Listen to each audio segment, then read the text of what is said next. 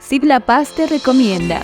Frente a la actual situación de disminución del líquido vital, el agua en nuestro departamento y otros a nivel nacional, la Ciblapaz recomienda los siguientes aspectos a través de uno de los especialistas en ingeniería hidráulica con doctorado en gestión integral de los recursos hídricos.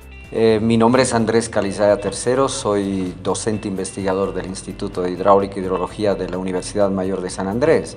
Una formación como ingeniero hidráulico hidroeléctrico, una maestría en gestión de recursos hídricos y finalmente un doctorado también en temas de gestión de recursos hídricos. ¿Nuestro departamento de La Paz atraviesa una sequía o escasez de agua?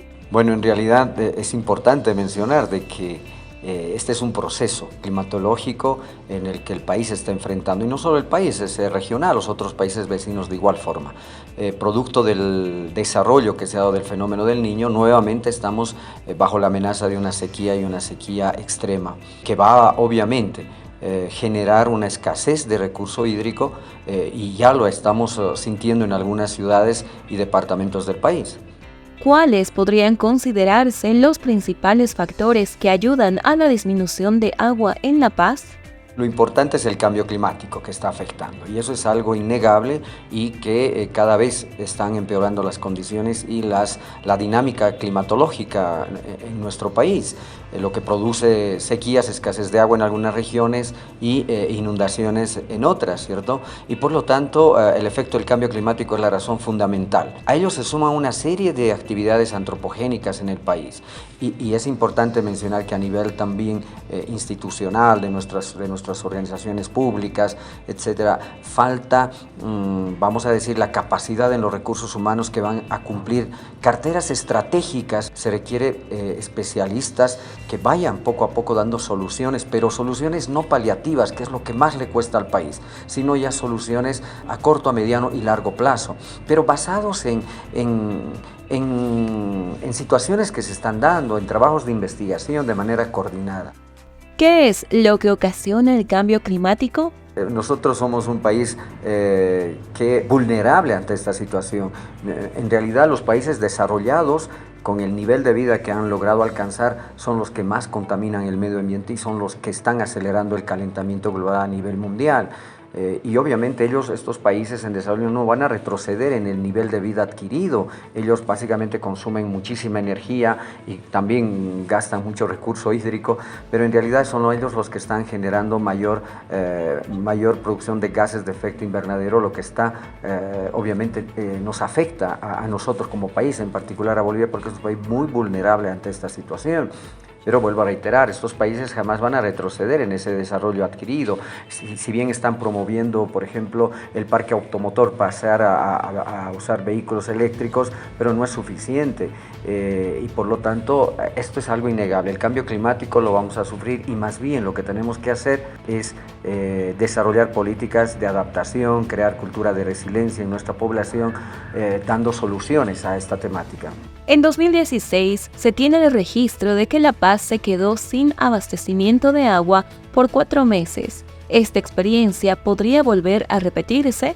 Desde luego que sí, puede volverse a dar esta situación, pero de hecho sí hemos avanzado un poco. Ya lo que pasó a fines del 2016 y principios del 2017 fue que lastimosamente también se dio un fenómeno del Niño, quizá no de la magnitud en la que estamos ahora, porque este sí fenómeno va a ser más grave que aquel, pero nos ha pillado desprevenidos.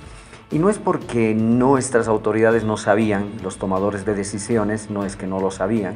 De hecho, nuestro centro de investigación ya había alertado.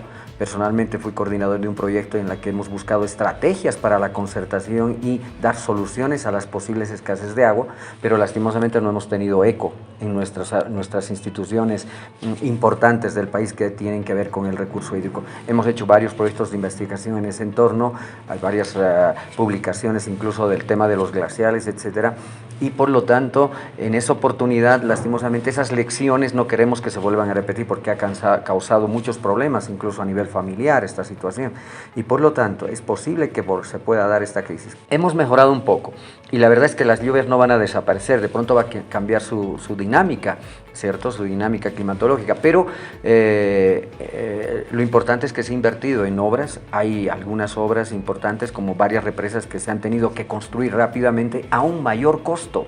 Y eso es lo que no se quiere, porque cuando se está en crisis, aparte de declarar emergencias, el tema es que se invierte mucho más recursos, ¿cierto?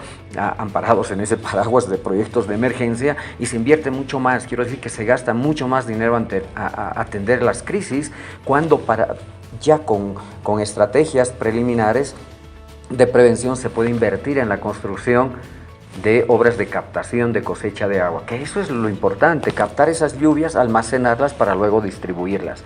De hecho, hay varios otros proyectos que todavía nos están encarando y que son necesarios. Puedo citar uno, por ejemplo, la represa de Palcoma, que ya debería estar en ejecución, la represa de Cotiacota, que todavía sigue paralizada por supuestamente algunos aspectos de orden social, ¿sí? Pero ya son estructuras que deberían estar operando justamente para dar solución a las posibles escasez de agua. Posibles soluciones para la sequía en el área rural. Sí, desde luego, y hay que discretizar ahí a los aspectos importantes, todo lo que es urbano y las acciones que a nivel urbano se tienen que encarar, y en eso es importante. No es que queremos prohibir, nuestra entidad de EPSAS no puede prohibir el uso de agua, sino más bien dar a conocer, hay que informar a nuestra población. Hoy en día existe mucha incertidumbre a nivel nacional, y imagínense nuestra sociedad, la ciudad de La Paz, los habitantes de La Paz no saben, hay poca información por el momento. Es importante que nuestras autoridades informen sobre esta situación. Una vez por semana, a un cierto horario, estén dando informes sobre la capacidad de nuestros reservorios y la gente esté informada sobre esta situación. Paralelamente a eso, debe estar constantemente informándose nuestra población sobre lo que significa hacer el uso de agua, cuánta agua se consume en una ducha, en lavarse las manos, en lavarse los dientes. Es importante mencionar la cantidad con ejemplos que la gente pueda entender, porque de esa forma un poco que se ahorra, vamos a ahorrar un poco el agua. Además, sabemos que la población paga por el servicio de agua, y debo mencionar también que ese costo que se paga, yo diría entre comillas que está subvencionado, porque realmente pagar aproximadamente como 2 bolivianos con 50 centavos por 1000 litros de agua, si comparamos a lo que se paga en los países vecinos, es muy barato el agua acá en Bolivia. Pero obviamente sabemos que si incrementamos el costo del agua, eso repercute en la economía de nuestras familias, y ahí se va a dar la tercera guerra sobre el agua, etc. Entonces eso queda descartado, pero paralelamente se tienen que hacer ciertas acciones. En el área rural básicamente es la zona más vulnerable. Allá la gente no tiene los medios para poder perforar pozos, porque después, una vez que se perfora el pozo para sacar agua, que es una de las soluciones, requerimos de energía eléctrica, y también esa es otra interrogante, porque el agua está ligado a lo que es la energía y obviamente a la seguridad alimentaria. En ese sentido, en el área rural básicamente la gente es mucho más vulnerable que en nuestras ciudades, ¿cierto? Y por lo tanto allá también tiene que llegar el Estado y sentar presencia, y nosotros como universidad también llegar con información necesaria para que la gente allá pueda hacer una cosecha adecuada cuando llueve, almacenar el agua de alguna forma, ¿cierto? Hoy en día el plástico juega un papel importante, es muy económico esos tanques de plástico para poder allá almacenar el agua. ¿Sí? Y la otra alternativa más importante que estaría asociado a la producción agrícola sería la perforación de pozos, pero también ahí hay que tener cuidado, no se puede perforar en todo lado y causar una sobreexplotación de acuíferos, porque va a producir una subsidencia, ¿cierto? Vamos a producir hundimientos, etcétera, en algunas zonas. De hecho, Bolivia es un país muy rico en recurso hídrico, ocupamos el lugar número 20 a nivel mundial en tener recurso hídrico per cápita, y 7º a nivel latinoamericano, pero lastimosamente tenemos una pobreza hídrica. Recomendaciones a los ciudadanos. Es importante que la ciudadanía no generemos pánico, porque siempre hay soluciones para todo, ¿cierto? Entonces, pero yo quiero hacer un llamado a nuestras autoridades inicialmente para que, y las que son responsables y las que manejan este recurso hídrico, el Ministerio de Medio Ambiente y Agua, nuestra empresa EPSAS, incluso el CENAMI, coordinen ¿sí? Para brindar información a la población, porque cuando en un escenario de incertidumbre la gente no sabe qué hacer, empieza a generar rumores, empiezan a generar situaciones que no son las más adecuadas en términos de cuando hay situaciones de emergencia. De hecho, estamos enfrentando y vamos a enfrentar esta sequía, pero para la ciudad de La Paz, por ejemplo, y la ciudad del Alto tenemos las alternativas, ya hay represas que tienen el volumen necesario de agua, pero eso nos va a abastecer, digamos, hasta enero, febrero, etcétera. Pero de ahí en adelante, si continúa este periodo de sequía, por ejemplo, vamos a ya tener serios problemas. Por eso es que hay algunas alternativas técnicas y es por eso que en manera conjunta se tienen que encontrar las soluciones. La ciudadanía está esperando, ¿sí?, respuestas de nuestras autoridades y obviamente es importante informar a la ciudadanía, pero al mismo tiempo la ciudadanía también tiene que de alguna forma contribuir a hacer un uso eficiente del agua, no derrocharla. Si apenas hay una pérdida de agua en los domicilios, etcétera, deberíamos pedir ayuda para ver realmente dónde está la falencia, o es una pérdida de agua o por infiltración, fuga, mala conexión, etcétera. Todo aquello va ayudando, todo aquello suma para que podamos ahorrar el agua. Obviamente, en ese sentido es que la población también tiene que ser consciente, ¿no?, y evitar el gasto innecesario del recurso. ¿Recomendaciones a empresas e industrias? Las empresas juegan un papel importante, generan hasta incluso trabajo, etcétera, pero siempre cualquier actividad está relacionado al recurso hídrico. Es importante también, por ejemplo, hablar sobre la huella hídrica. Las empresas, cuando producen algún producto, siempre hay el consumo de agua, ¿cierto? Puedo mencionar las empresas hoy en día que han crecido en la producción de cerveza, por ejemplo, hasta artesanales, industriales. Detrás de un vaso de cerveza hay mucha cantidad de agua, ¿cierto? Entonces, es importante que las empresas también generen conciencia a nivel empresa como tal para tratar de ser eficientes en el tema de agua, y de pronto pueden informar incluso a la población a través de la huella hídrica, que significa cuantificar qué cantidad de agua se usa para la producción, por ejemplo, de una lata de cerveza. Recomendación para el sector minero.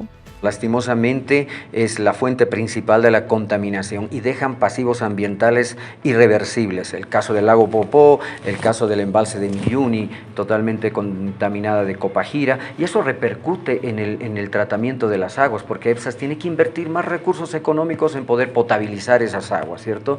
Y por lo tanto, justamente también eso está asociado al tema costo por metro cúbico que pagamos, y a eso hay que añadirle costos también de energía eléctrica que es necesario para estos procesos, ¿cierto? Entonces, por eso se cae en un círculo vicioso en el que la minería, lastimosamente, es una de las fuentes más contaminantes. El mercurio está matando a nuestras poblaciones, algunas poblaciones ribereñas en la cuenca de la Amazonía, por ejemplo, y es muy dañino y perjudicial. Por lo tanto, tiene necesariamente que de una vez encaminarse y actualizar nuestra ley de aguas, que todavía sigue en sus tratamientos y sus versiones. Ya no recuerdo el número de versión, pero tenemos que impulsarla lo más pronto posible.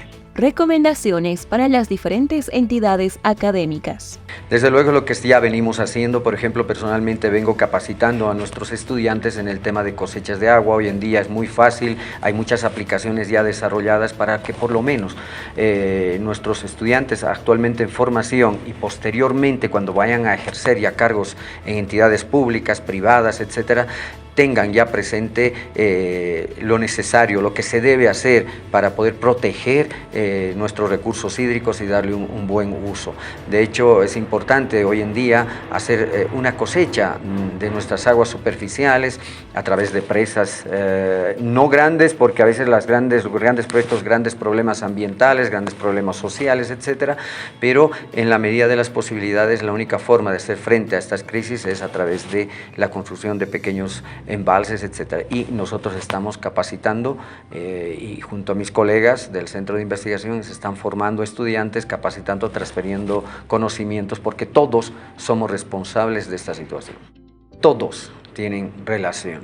todos, incluso hasta antropólogos, sociólogos, porque quizás en el nexo necesario en el área rural, por ejemplo, donde es importante brindar a nuestras poblaciones la información necesaria para que ellos puedan adecuadamente, porque fíjese, las fuentes principales de agua están en el entorno, están en el área rural. Por ejemplo, si mencionamos el caso de la ciudad de La Paz, donde en la zona, por ejemplo, de Jampaturi, hay poblaciones rurales en las que incluso pueden oponerse, por ejemplo, en alguna medida que se hagan los trasvases necesarios, etc.